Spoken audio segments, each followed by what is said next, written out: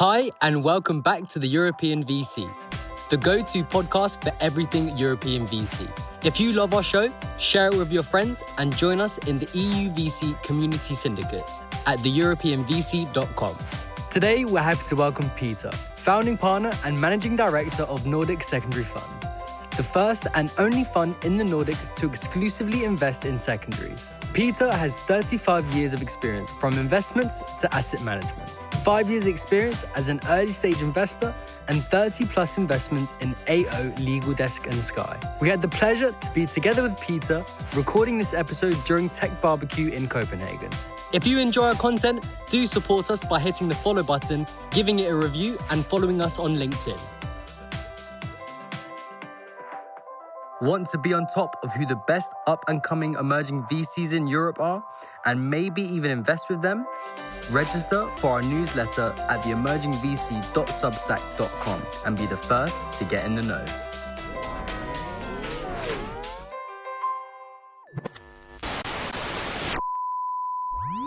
Peter, we're recording live from TechBBQ. It's not something we do very often, so we're really excited. And for people listening in, we've been trying to get you on the pod for some time, so we're really happy to do that. So before we deep dive into who's Peter, story of Nordic Secondary Fund, and all of that, why are you at TechBBQ? Well, I'm basically at TechBBQ because I'm curious by nature, and of course also still to increase the awareness of our fund, though we are both the founders are from Denmark, you could say, and we're pretty well known. I would say not very few are not aware of who either Frank and I we are, but still also the internationalization of TechBBQ means that there will also be a lot of people here. I just had meetings with people from Gothenburg, from people from Latvia, and of course the awareness and also the inspiration you get by here. It has by far. I have attended TechBBQ since 2016. At that time, we were at the Opera House. Now it's the Øksnehallen for some years, and I think the venue here is much better. It's more spacious, and I think there's 7,000 people apparently attending, 800 investors. It is the place to be if you're a fund and you want to understand what's going on in the ecosystem. And there's some cool speakers here as well. So I think for me, there are many reasons for being here, to be honest. And it used to be very Nordic, and it still is. It is. That is what they sell it as. But we're seeing more and more funds coming all the way down from Portugal. David was saying, so he flew in from Munich, and on the way here, he was like, I think the guy in front of me was actually on LinkedIn, and I could very clearly see that feed was almost the same as mine. But you've also seen it over the years, like even the Baltics where I've been for like also 5 years now. In the beginning, it was mainly Finnish VCs going there. I counted together with Wise Guys and some of the funds I work with. Over the last 2 years, more than 90 Polish VC funds are now close. 90 from Poland, it's 40 million people. Then there are, for many years, they come from France, from Switzerland. The money also go where the best opportunities is, where to get the most of the buck. And obviously, like currently, there are also many smart startups are finding their tech people in Portugal and Spain, rather to high unemployment, very skillful, smart people who want to do this. And before, like 5 years ago, it was many Danish companies would try to source from, you could say, Poland, Ukraine, Baltics, and still. And the Central Eastern Europe are still a magnet for tech, but it's been more diversified. And due to the picture has changed a lot during the COVID, of course. Both as a fund, I raised capital from investors I haven't met physically until after we closed the fund, but also the investing. I would assume it being impossible putting in a 2 or 5 million euro ticket without meeting the founders live.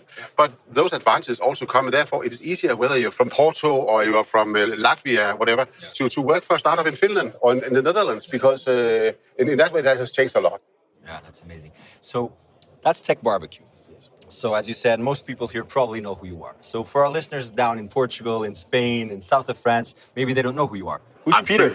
I'm pretty sure very few know who I am. Who's Peter? Why should they know who you are, and what are you up to these days? I think they should hopefully know about Nordic Secondary Fund, because that is far more interesting. But Peter is, I would say, I'm 59 years old. I turned 60 in January. I'm by nature super impatient and super curious, you could say. And that is by far both my two best points, but also the two most challenging points, if you ask my wife. Yes, and my children and my close ones. No, but you say I have a background in finance, as management, investment banking. I started working on the stock exchange when I was 23, 24, traded bonds and equity list, and went through that pattern for many years, building. And quite early I found out I was better at selling than the average, and I liked it also a lot. So I established two companies with my first company when I was 42, called CEOs Asset Management. That was acquired only 2 years later, and by that I became sort of financially independent, you could say. So then I made another company in 2013, 9 years ago, which I sold my share of 2 years later. And then I looked at myself and said, Peter, what are you to do now? You are 52 years old, and you might reckon, many people are still with the pension schemes we have in Denmark and everything. We people work to like 70 plus, whatever. And I'm also far too curious to get too bored too easily. So I was lucky to be invited to an event in Danban, the Danish Business Angel Network, which is also have been voted the most active network among the European business angels for a couple of years. We have a tremendous chairman and a co-chairman, Jesper Jarlbæk, Jesper Højberg, who are great. And at the time I joined Danban in the beginning of 2016, I think there were like 60 members. Now there are 300. And I was invited to a pitch event. At that time, we went to a restaurant. We paid like 50K, which is a lot for your private pocket, over at a dinner and had a soda, whatever, and you listen to free pitches. And I like the idea of listening to pitches, but when you found out after 2 minutes, I'll never invest in those guys. They don't have a clue. I suggested at that time I would like to facilitate if we could do 10 meetings. They had 10 minutes each, and we could get some more speed because if you set off some time, you need to see a wider range of startups. So I facilitated that for Danban at the time, so in 2016, 17, 18, I met more than 1,000 startups in Denmark, the Baltic, and a bit in Israel. And why did you see that many? Because it's a steep learning curve, and it's a very different issue to put in your own money. Then you build up. When you build up a company, you know exactly what are the costs, how can you do it. But if you put in your own money, whether it's 20,000K or 500,000, it's a lot of risk, and you trust a lot in people who might only have shown you a PowerPoint, a good idea, or a very early NPV.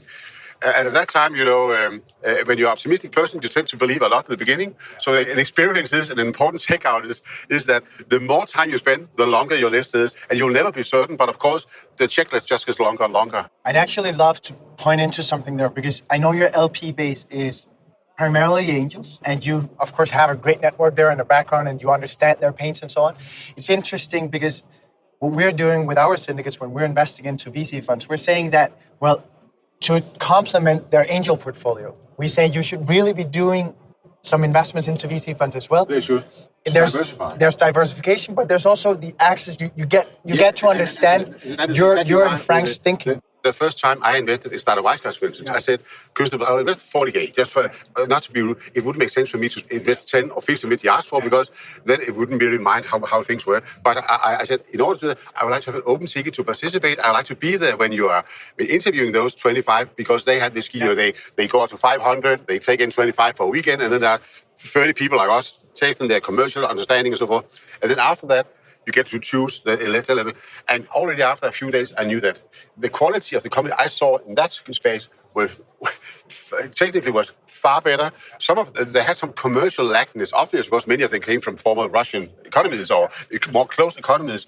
But, it was a big surprise to me that the price on the brains of those guys were actually equivalent to the GDP level of the country or the real estate prices. I mean, of course, there are smart people in the valley on Tel Aviv, but they aren't less smarter if they've studied math and economics and in Moscow or in Tbilisi or Turkey. They are super brainy as well. And so that experience was super important to me for understanding this. And therefore, I've brought many Danish investors to that region, and many of those investors also afterwards, because you asked me, why should people know Peter? Because Peter was lucky to meet Frank at a time where more and more often I was offered secondaries. And the beginning said, sorry, my friends, but why the fuck are they selling to offer me? Why? They just had a valuation of 50 million euros. They raised 5 million, and now they offer me I can buy with a 40% discount. Why don't the other co-founders buy?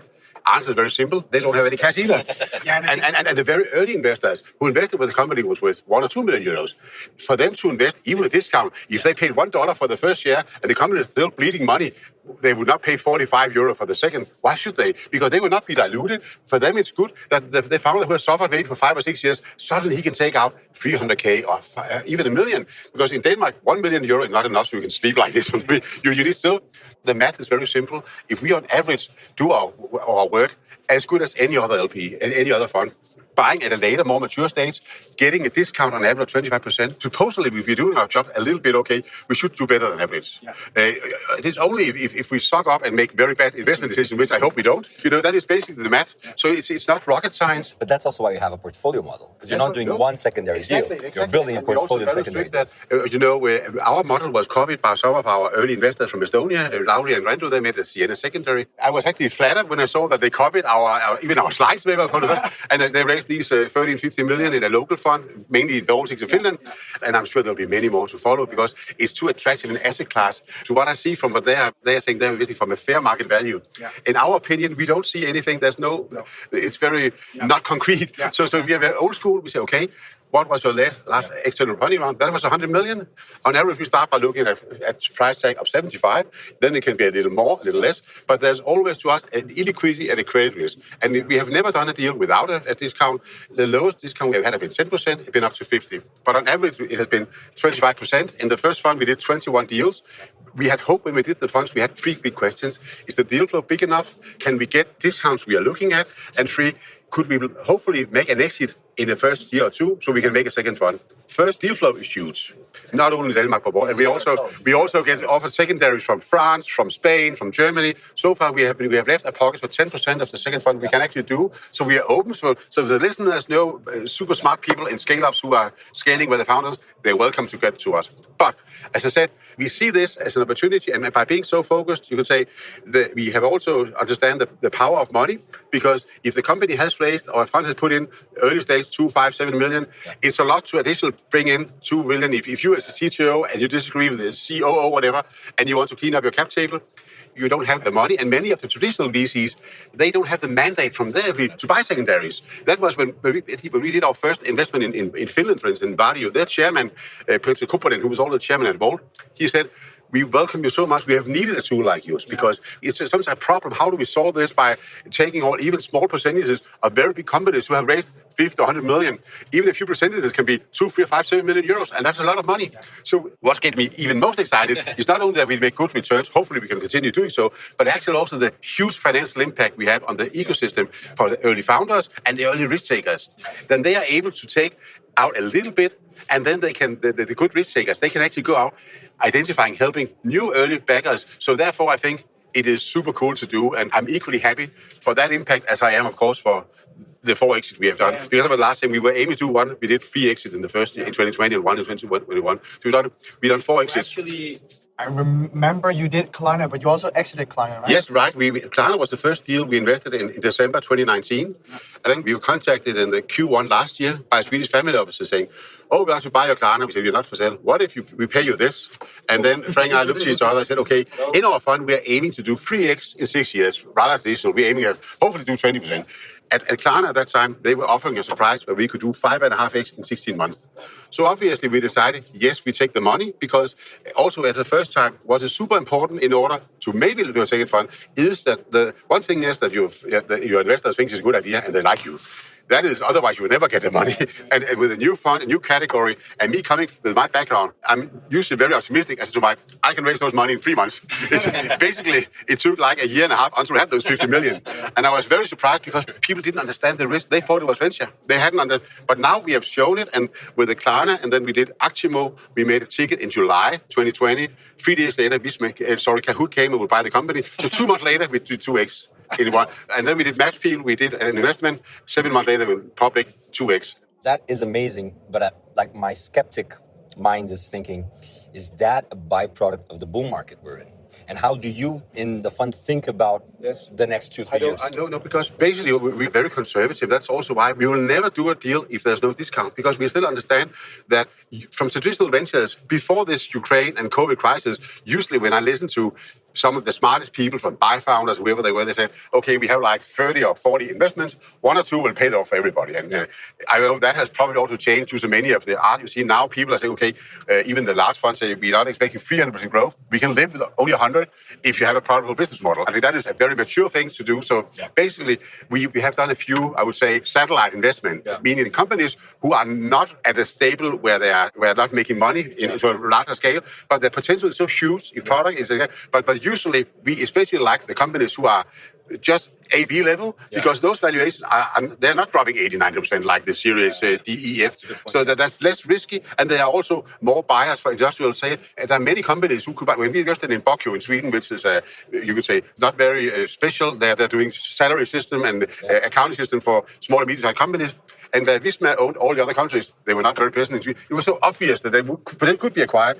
But I'm sure if the sellers knew that it was that close, we would never be given the opportunity. But we could help the founder who sold very little and to clean up his cap table. We bought, and then by luck, 3 months later, the company was sold. But that is not something we are planning. But I would say, of course, we will be affected, but hopefully to a smaller extent than it would be if we did the traditional VC, because we are more conservative by nature. We should be so. But it's also about thinking about your deployment rate.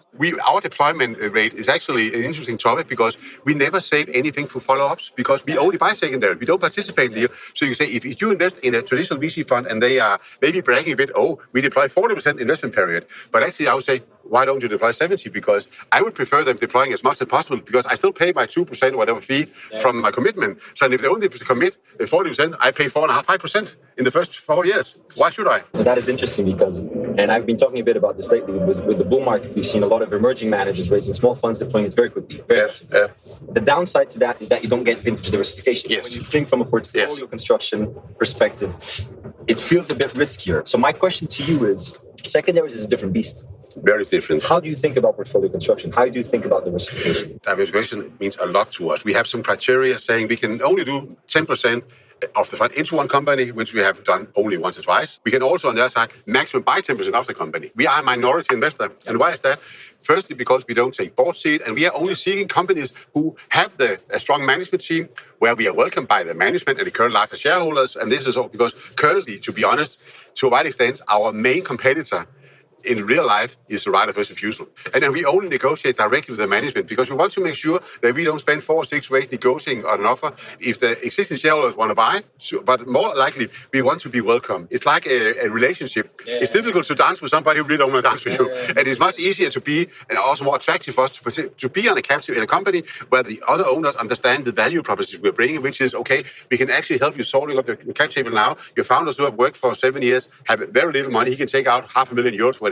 And then at the next round, when we have a new high valuation, then we can sell a little bit more secondaries because they are not being diluted, but they're allowing the founders, instead they have 20% each, they might have 17.2. It's still by far the largest percentage of their wallet, but it increases their focus. I would say only, in my opinion, the less clever VC don't understand that having a founder who is financially more stable, not well off, but stable and happy, makes a much better founder who can focus, he or she can focus on the business, on scaling. And in my opinion, I think if you work very hard, which I've been trying to do for many years, you also need to enjoy yourself with your loved ones, your family, your friends, and otherwise, why do it? I mean, and by having a tool like us, it opens up that you don't need to exit your company as soon. You can actually take out half, 1, 2, 3 million euros, shared among founders and early investors, and say, okay, now it takes an even bigger company. And the lack of openness from the VC ecosystem that we've had for a long time in Europe to do secondaries is probably, very connected to the problem that we've had with founders not wanting to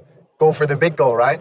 Yes, and I think, to be honest, I will of course not mention any names, but so far we've only had one company before. It was very easy to raise money, who had a UK fund, who had like a veto on, they could only do secondary if they would allow it, and they wouldn't allow it. So one of their early backers was, of course, pissed at them, but we can just say, well, if they have a veto, if that was a term, sometimes companies take in money. Another super important issue, which I think is underrated for many startups, and they're not aware, is actually the dilution clauses they're accepting for taking money, because usually 99% the founders we talk, they have common shares. We have seen it a number of times where they have had maybe a B or C round, and they're given some pref, liquidation, not dilution. And then when we do the waterfall analysis, it's very, very rarely they've done it themselves. Usually they're not aware because they will build a unicorn. It doesn't matter, Peter, but you sell this.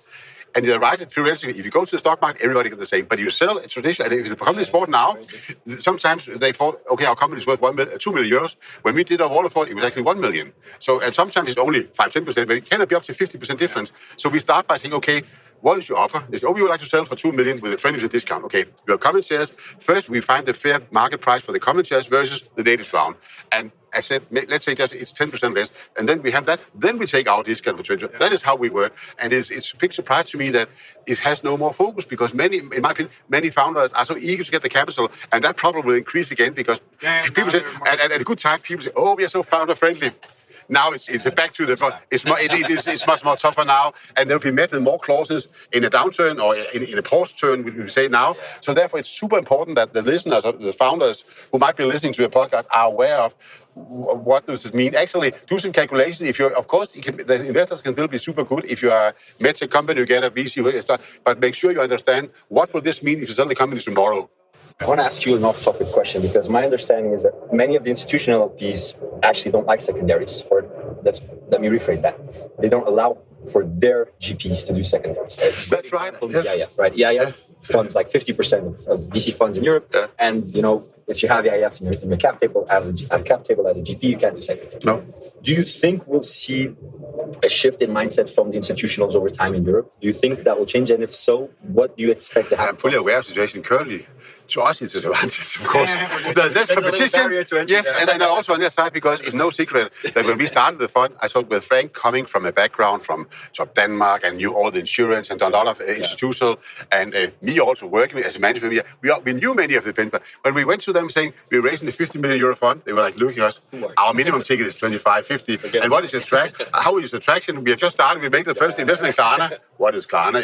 At that time, it was so little sexy for them. And then actually, okay, if you do a second fund, basically say our minimum ticket is 25 million euros, 10% of the fund. So, and therefore, we would have loved if some of them would have taken the chance saying we would like to, if they understood the value for the ecosystem, because many of them in the media say, we support the ecosystem, it's super fine, and then they make some political stuff. Yeah. But it's a very easy way to support, especially and increase the success of the good founders and the one who can identify the good. If they are allowed to take out from an investor of 20K, they can take out 500 from our fund and deploy those in 10 or 15 new. So there's a lot. I think it will take some time, and simply because the secondary market, the deal flow is very, very attractive, and I'm still surprised that we have not been given more competition. And that was actually a bit, if we round this interview off before we go to the quickfire round, by saying, so Peter, you're big in the Nordics, we'll know you by now. The Baltics also, yes. Yeah, and the Baltics. Yes. But it's obvious to everyone that we're lacking secondary funds in Europe, all over. Yes. How do you think about the future of Nordic Secondaries Fund? You picked a name that kind of have you backed in Baltics and Nordics. No, yes. Do you have interest in going more? We have discussed that, and we also very humble saying it's only in April this year we closed our fundraising for the second fund. At that time, we promised our investors we will spend 3 years of deploying the money. We can exceed that to 1 year, and having asked for 30%, shortly to 40% of that amount, we have a good thinking time to do so. To be honest, so I would say if things doesn't change more than it is today, it will be a natural opportunity at least to investigate, because we had many contacts from France, from Germany, from Spain, people saying, could we do some partnering up? But I'm pretty sure that if we do so, we would need to find strong local partners. But the reason for us doing this, and also the reason for only doing close to 100 million and around 90 million fund, second fund, was that we want to make sure that we still can deploy those money, and still doing sometimes tickets of only 1 or 2 million euro. They were sweet for the 3 to 5, because we were mainly doing this because we like it, and we like to support what we're doing. And if we can do that successfully, it would not necessarily be more fun to make a fund or 200 or 300 million. And we have our network and we have so much insight in this region. We would need to work with somebody who has potential who is the Frank Lüne of Austria, or Peter Sandberg of Madrid, Otherwise, it's too big a risk. Yeah. And I also say, I think there's so much potential in what we're doing here that I think we would easily do 1 or 2 funds more. And I also believe the same as I tell any of the startups here, be focused, do what you're good at. Don't think you just raise, whether they raise 1 or 2 million or 100 million, suddenly think you can conquer the whole world and everything flops or whatever. Be focused and do what you're good at, be even better at that. That is But I'm sure there will be competitors, and I hope there will be, because actually we spoke to a VC fund from Munich the day before yesterday. I never heard about them. They've done secondaries since 2004, but it was just under the radar. They just had a 202 million euro fund. I never heard of it, but they were not secondary only. They did primary, secondaries, and there are some funds doing that. But I think to us as a fund, it's also super easy to say, because then we've never had a discussion. If you come and say, now we are having a new round, will you participate?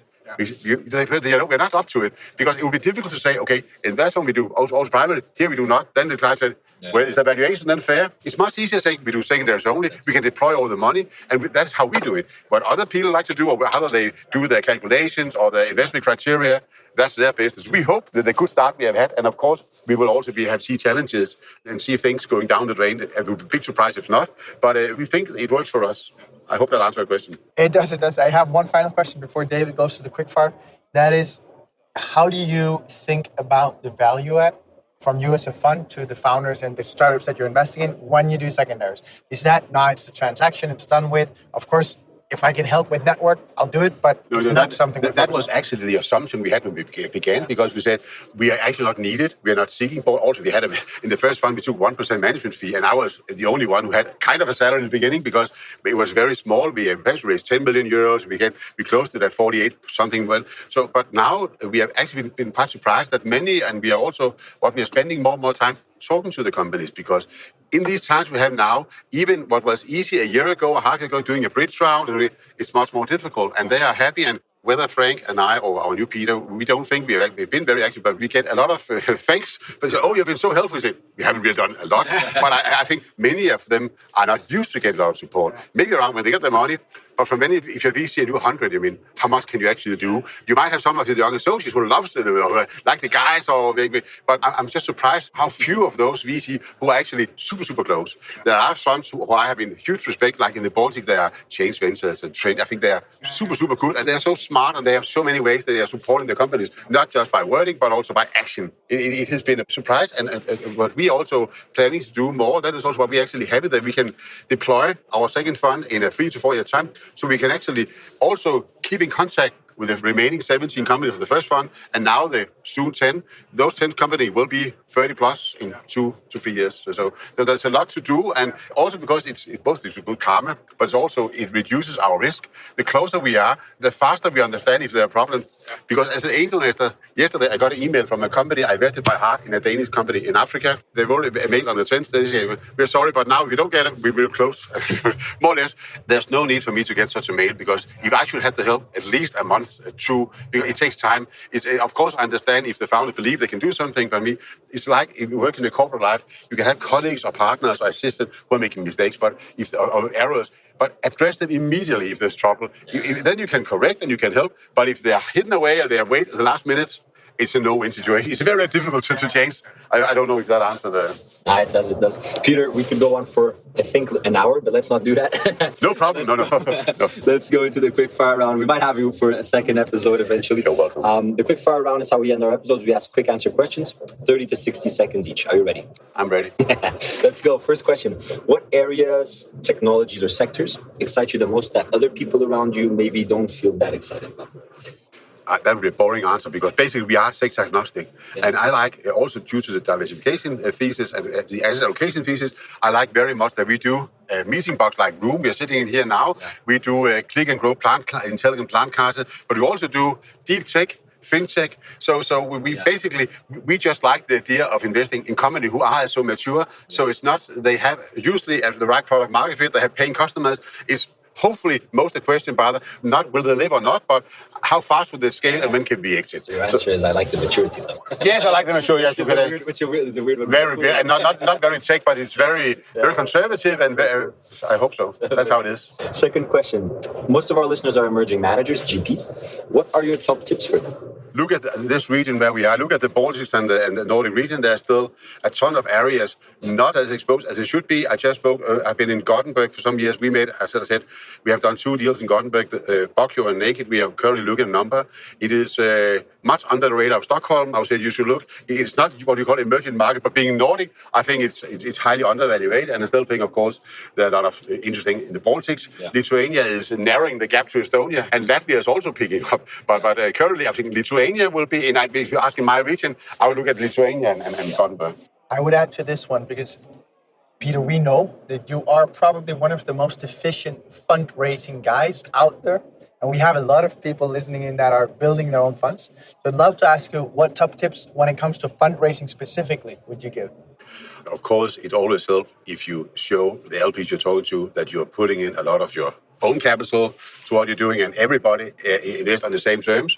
You don't accept large investors getting huge discount. We, in our fund, everybody invest on the same terms. The founder of the funds, the board members, everybody. And no matter whether the ticket is 130,000 euros or 1 million Danish kroner, or it's 10 or 25, everybody is treated equally. That is super nice. And also, because I hate cost myself, we don't make any, you could say, co-vehicle funds. Everybody invests in the same fund. Of course, it's more difficult when you have, like us, 226 investors in the fund.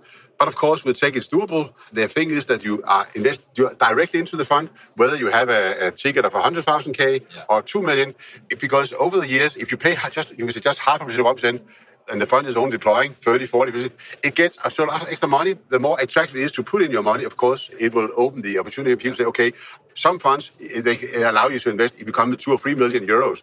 But in our region, I know it might be, but I think, why should it be more difficult? And I said, then to my having been raising capital for 35 years, it's a simple matter of people, oh, it's so difficult. No, it's not. It's a matter of how well prepared are you, how structured are you, how many leads are you having. Following up is not writing an email. It's a physical meeting, it's a telephone, or if not possible, a Zoom. Just say, oh, I've written 500 emails. Sorry, my friends, fuck emails. Personal contact and keep going until they get a direct no, or people say, Peter, don't call me anymore. I keep going. Yeah. And it's simply a matter of persistence and keep going. There are no easy way, no shortcuts. It's at both times the hardest, but it's also super. With people, when we started our first fund and we thought that we had 2 institutional clients who would come with 100 million kroner each, we said nearly 3 years ago, on the 5th of August, at that time, we had 35 million Danish kroner. It was less than 5 million euros. And we looked at each other, okay, she will wait, she will maybe can convince Vækstfonden or whatever. We said, no, now we will do like a startup. We will pivot, and we welcome my friends from Danban. Now you can join with 1 million ticket, and in less than a month, we could close 10 million euros. It had not been done, but many of those guys did it because they knew me and somebody knew Frank, and they knew what they got. Yeah. They knew we saw an opportunity, they would actually, and they could go in and follow that opportunity. And when we have done that in the first fund, more than 80% jump in our second fund, and on average, they increase their commitment with 50%. And they will only do it if they had trust, because it is a trust game. So the more you should not oversell. You should tell people what you're doing, why you're doing it, and what you're expecting, and how you can communicate with them. And what we could bring, of course, also we could tell them that we actually don't have an advisory board of 4 or 3 people. All our LPs are basically, because many of them, they are seeking also opportunities, whether they are from former Maersk employees or they are startup. They have expertise either in China or in deep tech, and they would love to be connected. And for the startups, whether they're from Latvia or Finland or Denmark, they also like to get these connections, because that is why they're here. They might know they have 20 or 20 meetings, but one of them will make it different. It only takes one. We actually wrote an article recently on learnings from doing our syndicates, and one of the titles was "Nothing Beats Direct." No. And then I started writing newsletters, whatever, are shit, emails are better, and then scratch that. Yeah. Phone call or text is even better. Yes, right? yes, That's what you're saying. And also, honestly, that we also send our quarterly reports, and sometimes, of course, we write about the companies, but my experience is that very few reads more than the executive summary or the text email. Yeah. But of course, when there will be trouble, they will probably read all about it, which is pretty human, I think. Like, Peter, you said 10 months ago. You said this. Yes. No, but I think it's much more important that you are personal. People like in the startup, if you are also in my former life and as a management, when sometimes the market was difficult, and I knew that the wealthy families I was helping, they might have had 3 or 5 different asset managers who were helping them. Yeah. If I was the first to call them ask for a meeting when the tough, and then first I will stay in business, but when they reconsider, should we change, which investors often do on a yearly or every second year, we have 3 managers helping us. Their performance is like this. For 3 years, Peter was in top 2. Now he is the last, but he was the first to address us. He told the strategy, we give him next. You benefit so much, and it's both good karma. Of course, it's not funny when you need to take 70 meetings in 2 months and selling, but I think it's much better. And so be upfront and be. You should actually, it's very simple. Give the service you will expect to have yourself, to be addressed, to be taken serious, and not be taken for granted. I need to interject something here. It's a story, and we actually spoke to an LP of yours. Okay. And he was telling us about his investment strategy and focus, and then he said he'd also invest in your fund, and then we said, well, that's a bit off thesis, isn't it? And then we said, why did you choose to invest in Nordic Secondaries Fund? And he said, well, have you met Peter? And we said, yeah, we've spoken to him a couple times. Yeah, well, when you wake up and you have 8 calls from that guy, then you're going to put your money in the end. So I wired the money and I invested. And he's super happy for it, of course, because the returns have been outstanding. But I think that I wanted to bring this story in because our audience are primarily GPs racing. And that is, in the end, as an investor or GP racing, that is how you want your LPs to think that this guy is so close to me, he will follow up, he will listen, he will be there. And of course, he'll also then force the sale. But that's also why I say when people say, we can talk to people. I have also been in contact in the beginning. People, I used to work for a European Investment Fund. We can help you. We tried a couple times. Nothing never come out of it. The best result is, of course, that you buy from the one who's doing it. You buy their story. Do they seem trustable, or can they execute? Same when you put in 10K or 20K in the startup. If you don't think they can execute, why should they bother? And but I appreciate that. It's funny how VCs tell founders, don't work with a fundraiser. It needs to be the CEO fundraising. And then when they go out fundraising, what do? They call up all the fundraising. Yeah, so that's funny, yeah. And nobody likes to be rejected. But having worked in doing cold calls for so many years, you don't bother. You just think, sorry, fuck them, they don't know what they're missing. The next guy I call will love. I'm calling him, she will love. So I think that means a lot. But I hope that answers your question. I'll be happy to join you at a later stage. And if we can help with introductions or anything, and if some of your listeners know companies who are scaling up where founders have some secondaries, we are always open to have a Zoom call. Or I'm also attending the upcoming Tech Chill in Milan. I'm going to World Summit in Vienna in October, and obviously Schloss. And so, but always happy to hear if good things are on the table. That's amazing. Thank you, Peter. We blew everything, every timeline, every thought about doing a question and so on. So, Peter, thanks so much for entertaining us. My pleasure having you. Thanks a lot. Thank you for listening to this episode of the European VC, the go-to podcast for everything European VC. If you love our show, share it with your friends and join us in the EUVC community syndicates at theeuropeanvc.com. Want to be on top of who the best up-and-coming emerging VCs in Europe are, and maybe even invest with them? Register for our newsletter at theemergingvc.substack.com and be the first to get in the know.